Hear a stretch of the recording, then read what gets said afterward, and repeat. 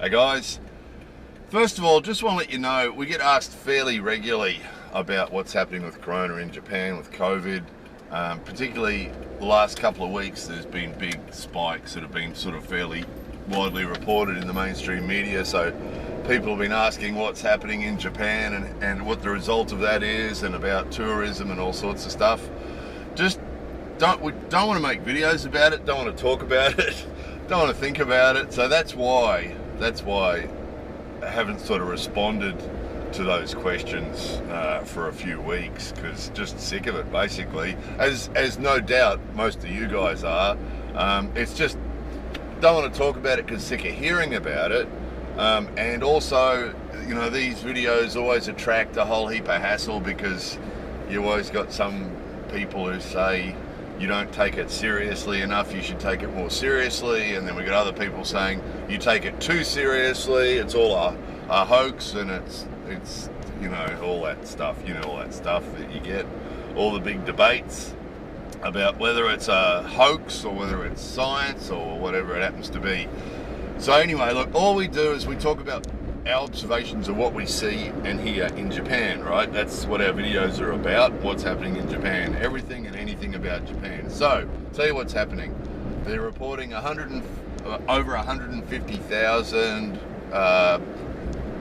people testing positive every day at the moment, which is sort of some high. You know, they always tell you it's the fourth highest, fifth highest in a year or a month or since the beginning or something. So, but yeah, huge numbers, 150,000 a day in Japan testing positive. We're finding lots of people we know, you know, over the last 3 years, you know, we got it, and then other people that we know got it, but we're seeing a lot more people we know get it at the moment, which is really messing us up. We'll get to that later. But yeah, so look, what we're seeing is a funny, confused sort of reaction to it that's inconsistent.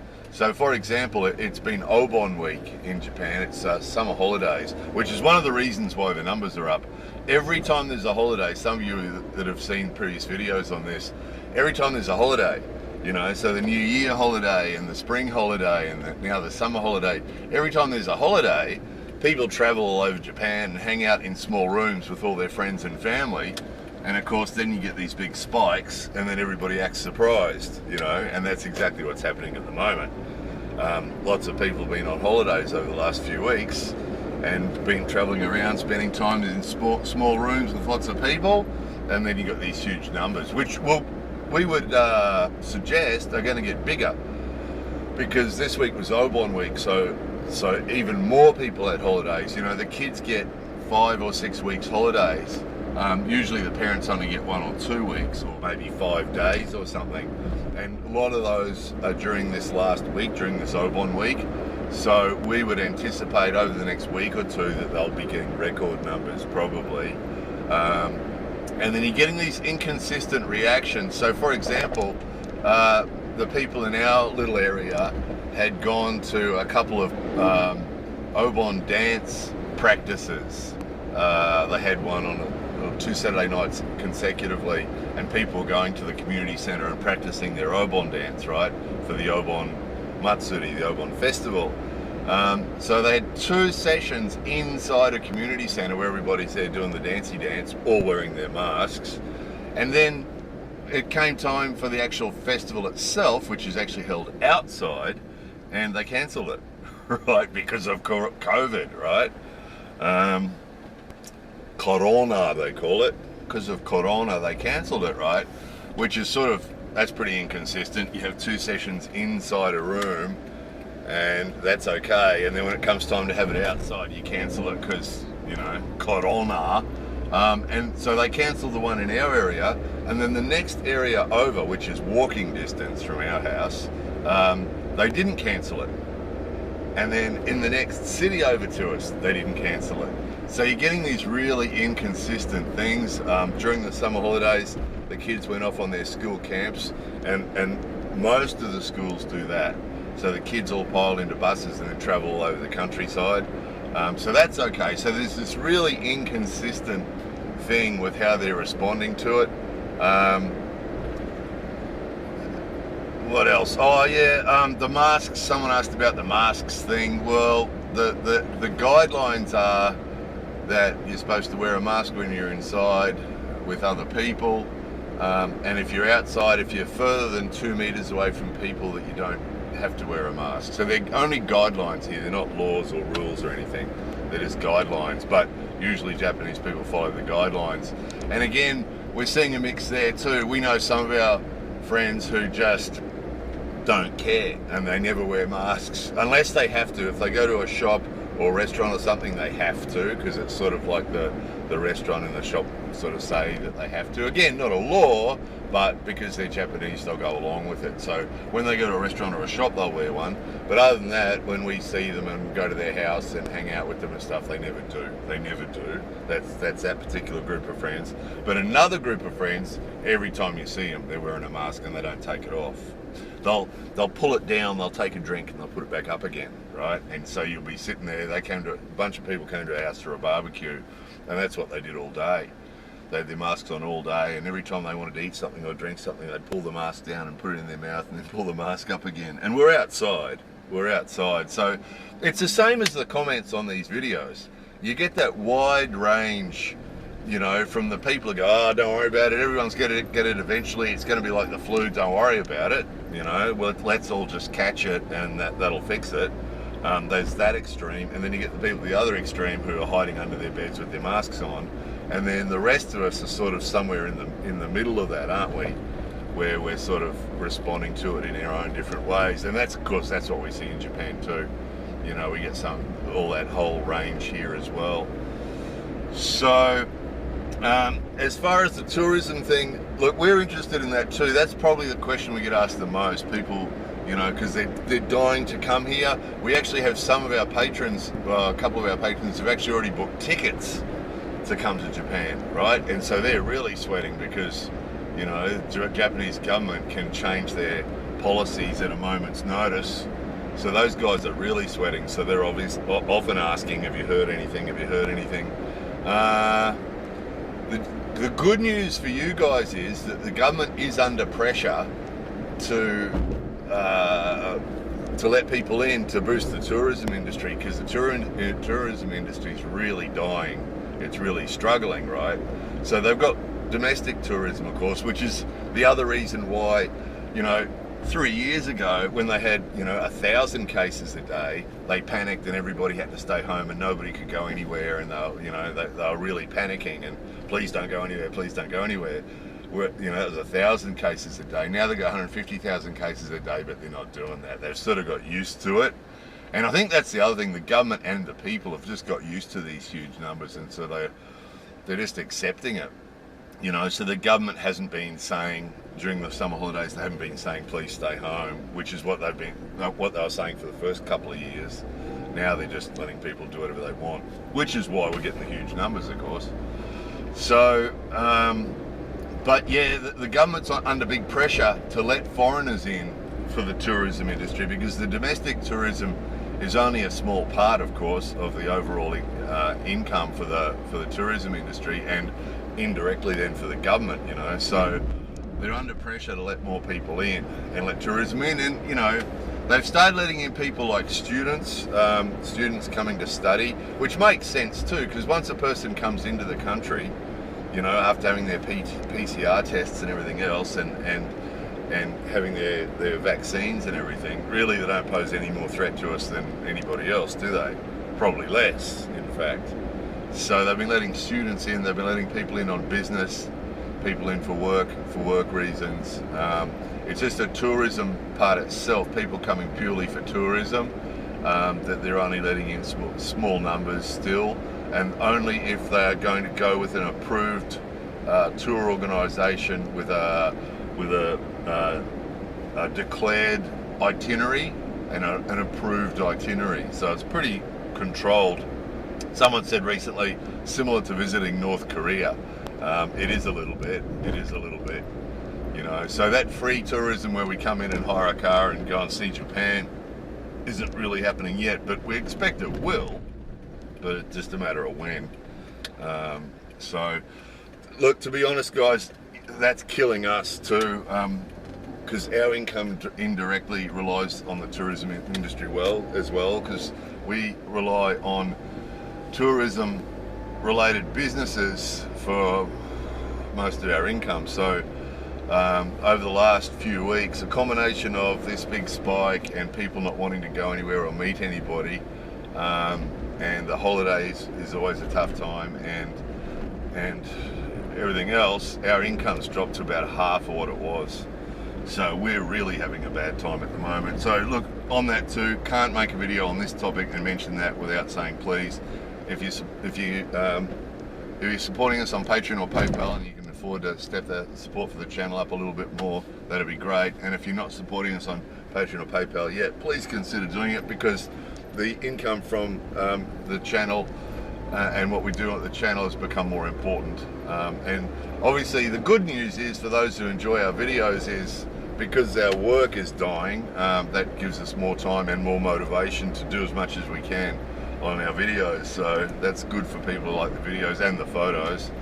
But yeah, any support for the channel you guys could give is always appreciated, but at the moment even more. Tax time, we've been getting all the tax bills, and some of you know about the corkboard. The corkboard's covered in them, and we know a lot of you guys are in the same boat. We've lost a lot of patrons recently because they were struggling financially too. So we know there's a lot of people in the same boat. But if you're not, if your work is fairly normal at the moment and your income's fairly normal, and you like what we do, please consider supporting the channel.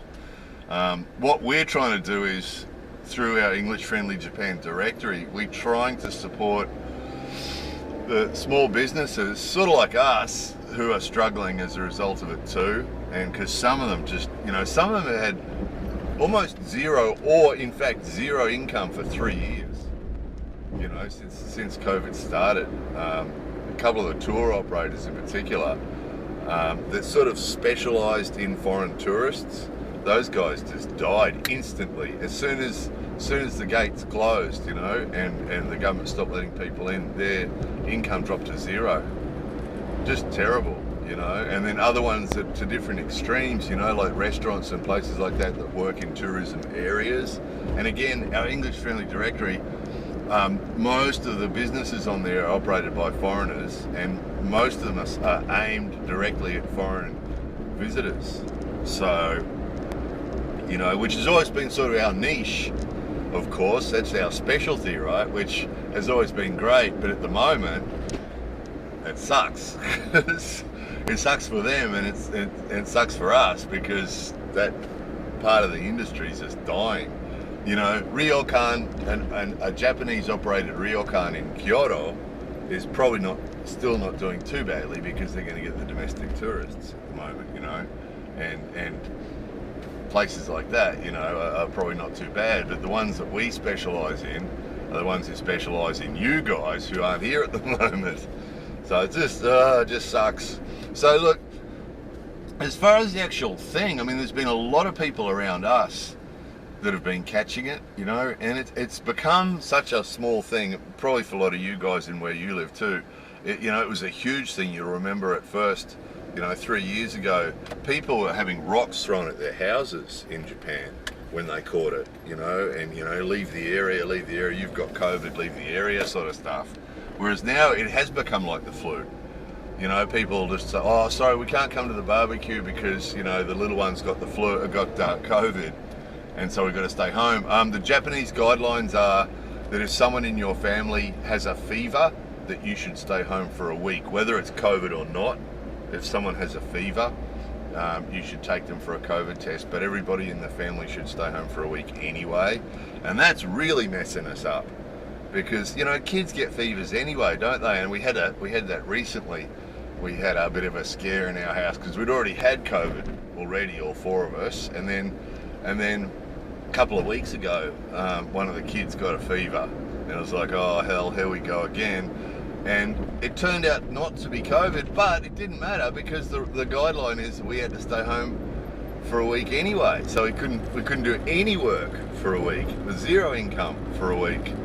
So yeah, it sucks, doesn't it? The actual COVID itself doesn't seem to be affecting people too badly. They'll stay home, bit of a fever, bit of a cough, because of course most of them have been vaccinated they'll stay home, bit of a cough, bit of a fever, and then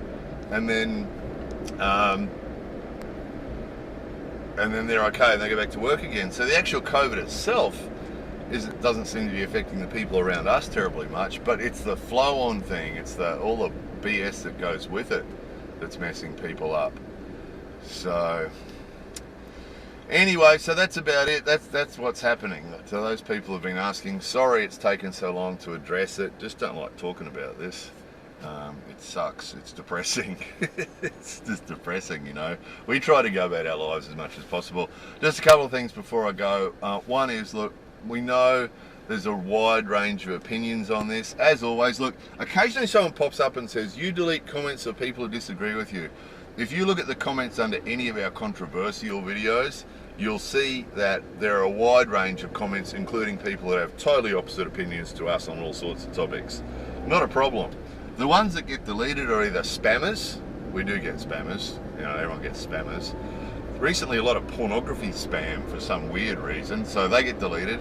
And anybody who's abusive, because some people don't seem to be able to have an opinion without being rude. So in the case of COVID, you get people who say, you're an idiot, you're a sheep, you can't think for yourself, you believe what you're told by the government, you're a fool, right? And, right, okay, that gets deleted, okay, because that's insults, okay? That's not an opinion on the topic, that's not an opinion on COVID, that's personal insults, right? So people who do stuff like that, their comments get deleted. People have another opinion on the topic who say, I don't believe that COVID is a real disease. I believe it's a conspiracy by the government to control the sheep, right? That comment will be left. We won't touch that comment because that's that person's opinion. No problem, okay? So there's the difference between an insult and an opinion. So anybody that you see whinging on our channel about how we delete comments of people who disagree, that's not true. The only comments that get deleted are spam or insults and rudeness. So that's it. So other opinions are welcome on any topic. If you think that, if you have a totally different opinion on the topic to what we do, please express your opinion. It's more than welcome. Happens on lots of the videos. Those regular viewers will know that we get lots of opinions on our videos, and sometimes the viewers debate each other. We don't debate, but some of the viewers debate each other on what the reality is. So that's welcome too, as long as everybody's polite.